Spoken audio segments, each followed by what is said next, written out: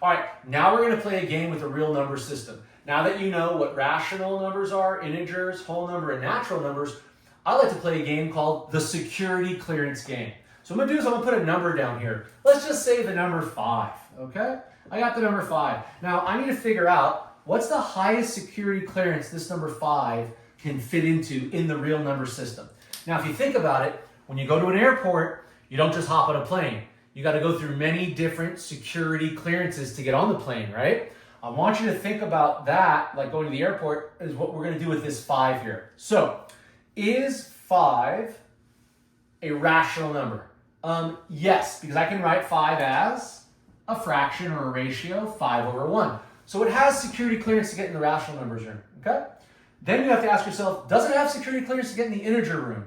I would say yes, because integers are positive and negative whole numbers. So this 5 will also fit in the integer room.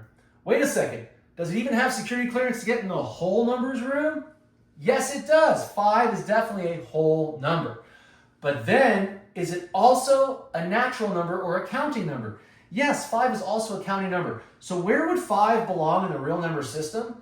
The most specific place you would put 5 is in the natural numbers room. Now, there's something I want to tell you all about this. 5 can be considered many different things.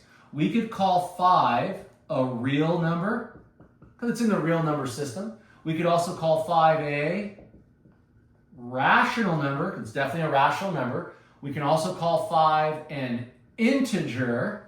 5 can also be considered a whole number, and then also it can be considered a natural number. But when we deal with the real number system, we want to put 5 in the highest security clearance it can fit into, and that would be a natural number. All right, so what we're going to do is we're going to try to classify these numbers, all these different types of numbers, in the real number system, and we're going to try to put them in the highest security clearance they belong. So we already did 5, and we said 5, most specifically, we call a natural number. Let's do the next one, 1/2. That's a fraction. Well, it's definitely going to be a rational number. But wait a second, does 1/2 have security clearance to get into the integer room? I don't think so, because it's not a positive or negative whole number. So 1/2 most specifically is just a rational number, and it stays in the rational numbers room. 73%. We know percentages can be written as fractions. 73% is the same thing as saying 73/100.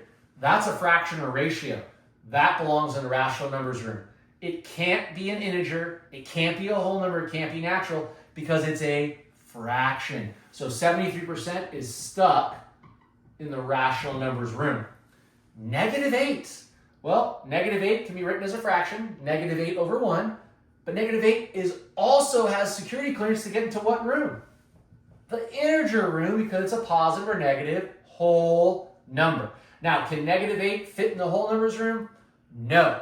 Whole numbers have to be positive. -8, that's a negative. So -8 is stuck in the integer room.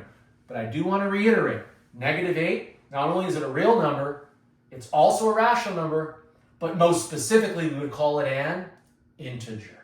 Next, 0. Well, 0 is a rational number, 0 is an integer, but most specifically, 0 is a whole number, because remember we talked about whole numbers, they start with 0. Square root of 36. The square root of 36 is actually 6, because 6 times 6 is 36. Where does 6 belong? It's definitely rational, it's definitely an integer, it's a whole number, but most specifically, it's a natural number. So I would put the square root of 36 in the natural numbers room. Now, sometimes you may have to simplify these numbers to a different form to figure out where do they belong in the real number system. +7, that's easy. 7 can be written as a fraction, right? 7 can be written as 7/1. Definitely rational. Also an integer, it's a positive or negative whole number. Definitely a whole number, but it's also a natural number, or we call those counting numbers. So 7 most specifically would be in the natural numbers room. Next, 0 and 125 thousandths. That's a decimal. Did you guys hear how I said that? 0 and 125 thousandths. That's the same thing as writing 125 over 1,000, which is a fraction. And fractions have to stay in the rational numbers room. It's not a whole number, so it can't become, cannot go in the integers, the wholes, or the natural. It's stuck in the rational numbers room. 0 and 6/10 repeating decimal. This repeating decimal will convert to 2/3. And 2/3 is a fraction. So 0 and 6/10 is stuck in the rational numbers room. Now the last one I want to show you is an improper fraction, 18 over 6. Now I know it's a fraction or a ratio, so you know it's going to go in the rational numbers room, but let's try to simplify it, guys. Can 6 go into 18? Yes, it can. How many times can 6 fit into 18 without going over? Exactly 3 times. Where does 3 belong? It's a rational number, it's an integer, it's a whole, but most specifically, it's a natural number. So 18 over 6 is a natural number.